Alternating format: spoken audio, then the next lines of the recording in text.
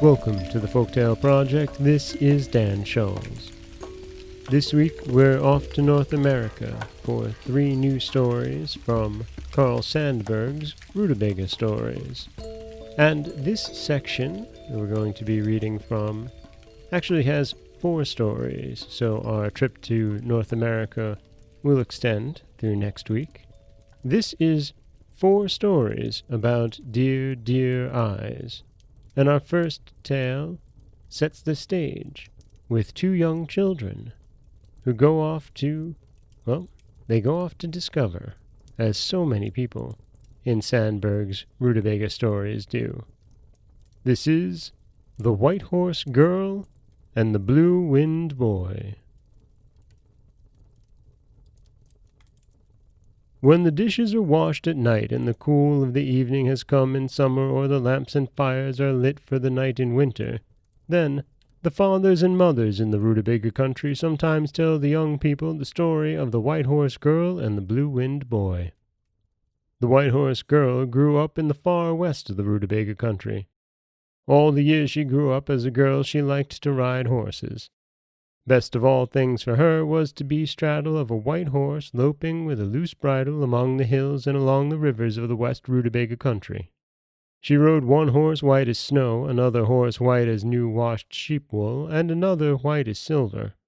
And she could not tell them, because she did not know, which of these 3 white horses she liked best.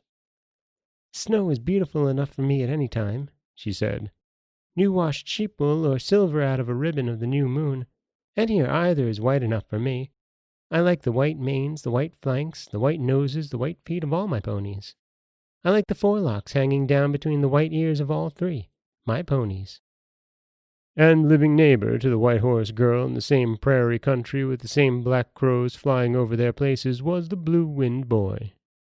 All the years he grew up as a boy he liked to walk with his feet in the dirt and the grass listening to the winds. Best of all things for him was to put on strong shoes and go hiking among the hills and among the rivers of the West Rootabaga Country, listening to the winds. There was a blue wind of daytime, starting sometimes at 6 o'clock on a summer morning or 8 o'clock on a winter morning. And there was a night wind with blue of summer stars in summer and blue of winter stars in winter. And there was yet another, a blue wind of the times between night and day, a blue dawn and evening wind. All 3 of these winds he liked so much he could not say which he liked best. "The early morning wind is strong as the prairie, and whatever I tell it I know it believes and remembers," he said.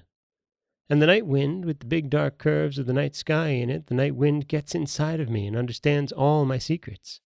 And the blue wind of the times between, in the dusk when it is neither night or day, this is the wind that asks me questions and tells me to wait, and it will bring me whatever I want." Of course, it happened as it had to happen. The White Horse Girl and the Blue Wind Boy met. She straddling one of her white horses and he wearing his strong hiking shoes in the dirt and the grass. It had to happen that they should meet among the hills and along the rivers of the West Rootabaga Country where they lived neighbors.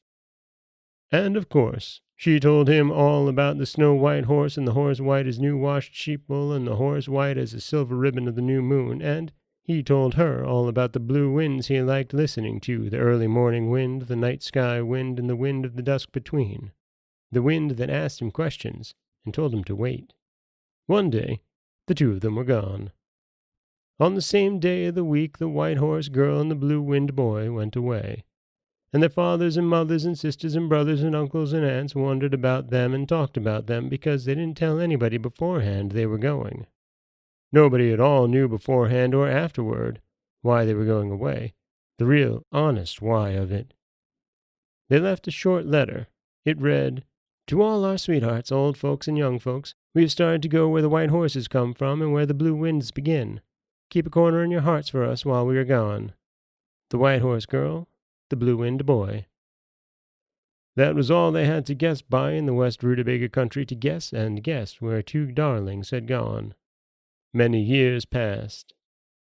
One day there came riding across the Rootabaga Country a gray man on horseback.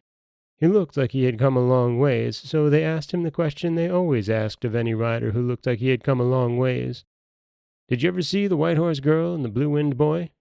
"Yes," he answered. "I saw them. It was a long, long ways from here I saw them," he went on. "It would take years and years to ride to where they are. They were sitting together and talking to each other, sometimes singing, in a place where the land runs high and tough rocks reach up. And they were looking out across water, blue water as far as the eye could see, and away off the blue waters met the blue sky. 'Look,' said the boy, 'that's where the blue winds begin. And far out in the blue waters, just a little side of this where the blue winds begin, there were white manes, white flanks, white noses, white galloping feet.' 'Look,' said the girl, 'that's where the white horses come from.' And then near to the land came thousands in an hour, millions in a day, white horses, some as white as snow, some like new-washed sheep wool, and some white as silver ribbons of the new moon. I asked them, 'Whose place is this?' They answered, 'It belongs to us. That is what we started for. This is where the white horses come from. This is where the blue winds begin.' And that was all the gray man on horseback would tell the people of the West Rootabaga Country. That was all he knew, he said, and if there was any more, he would tell it. And the fathers and mothers and sisters and brothers and uncles and aunts of the White Horse Girl and the Blue-Winged Boy wondered and talked often about whether the gray man on horseback made up the story out of his head or whether it happened just like he told it. Anyhow, this is the story they tell sometimes to the young people of the West Rootabaga Country when the dishes are washed at night and the cool of the evening has come in summer, or the lamps and fires are lit for the night in winter. And that is The White Horse Girl and the Blue-Winged Boy. The first in 4 stories about dear, dear eyes, and a story of a young man and young woman who head off to find where the white horses and the blue winds come from. This is Dan Schulz with the Folktale Project. Don't forget that you can subscribe to the podcast on Apple Podcasts, Stitcher, Google Play, Overcast, anywhere you like to get your podcasts. You can follow us on Twitter at Folktale Project. You can find us on Auto Radio, TuneIn Radio, iHeartRadio, Spotify, anywhere you like to listen. If you'd like to help support the podcast, you can head over to patreon.com/folktaleproject. And you can always head over to folktaleproject.com, where you'll find a new story waiting for you every Monday, Wednesday, and Friday. As always, thank you so much for listening.